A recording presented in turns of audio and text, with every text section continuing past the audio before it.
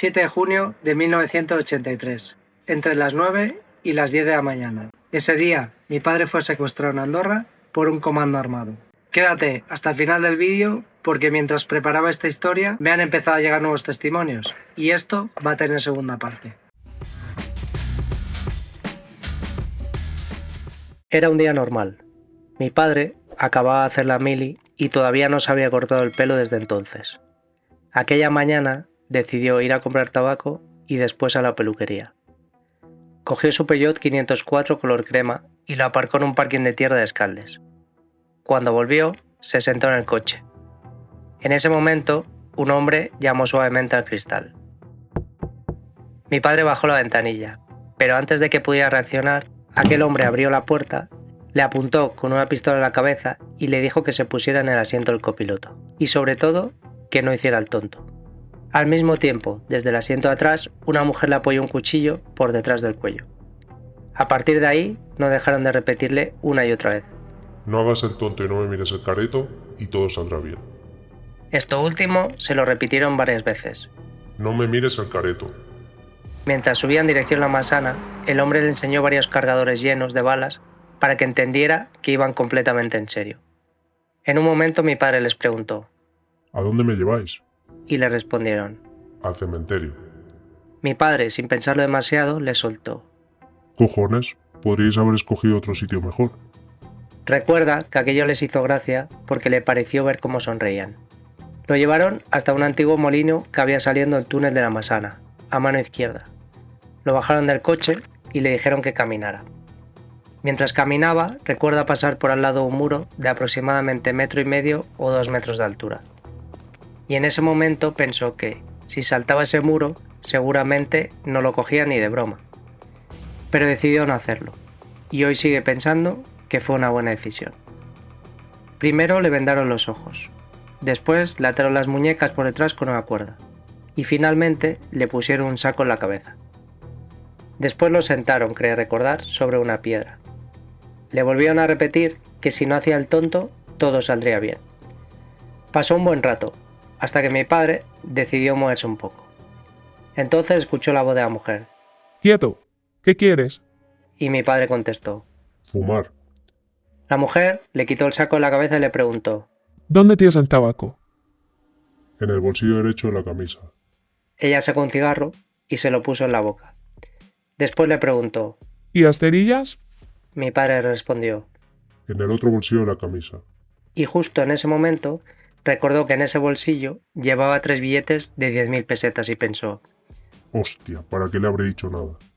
La mujer metió la mano, sacó el dinero y le dijo que allí no había cerillas, y le volvió a meter el dinero en el bolsillo. Mi padre entonces le dijo: Entonces estarán en el bolsillo del pantalón. Ella las encontró, le encendió el cigarro, le dejó dar 2 o 3 caladas y le dijo: Ya está bien.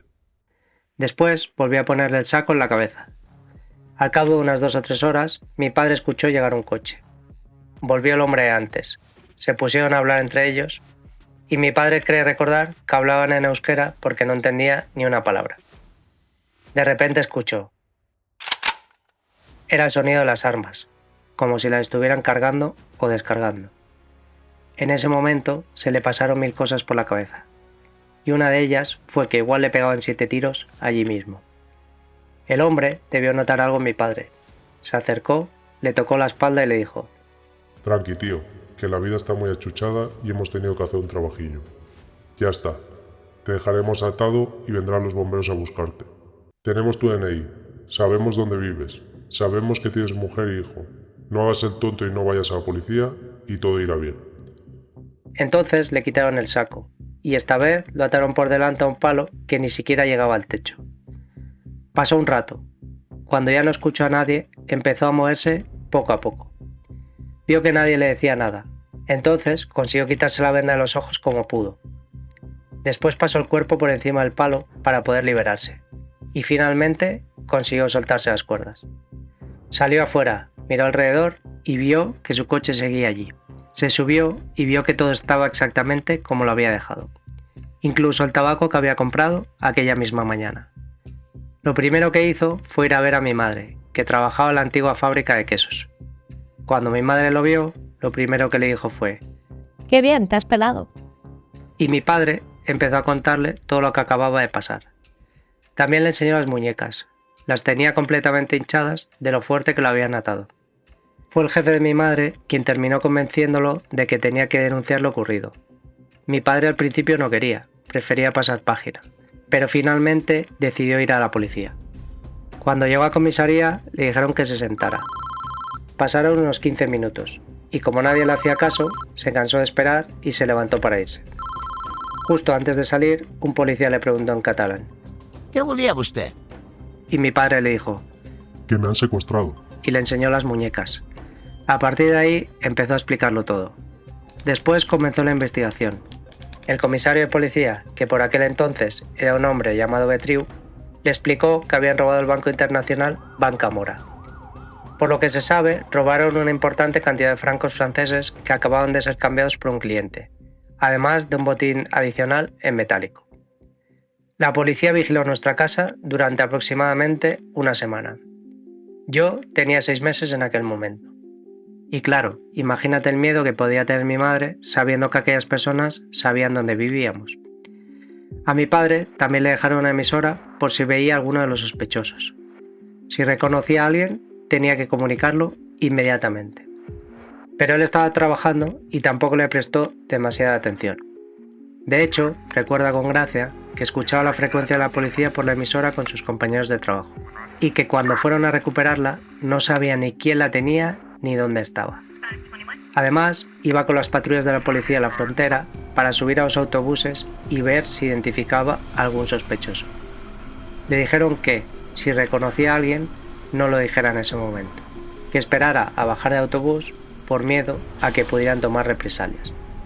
También participó en varias ruedas de reconocimiento detrás de un cristal e iba a diferentes puntos del país por donde podrían querer escapar, pero nunca consiguió identificar a ninguno.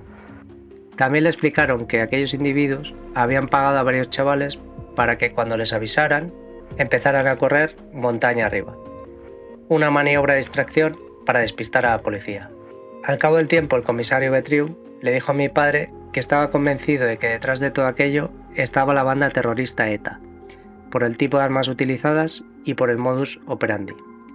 Nunca pudo demostrarse oficialmente, pero esa siempre fue la convicción de los investigadores. Y como te decía al principio, mientras preparaba este vídeo, ha ocurrido algo que no me esperaba. Me han empezado a llegar nuevos testimonios de personas que vivieron aquellos días.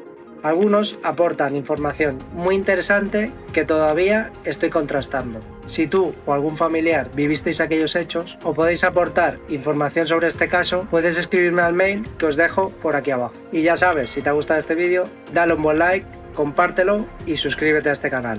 Adiós.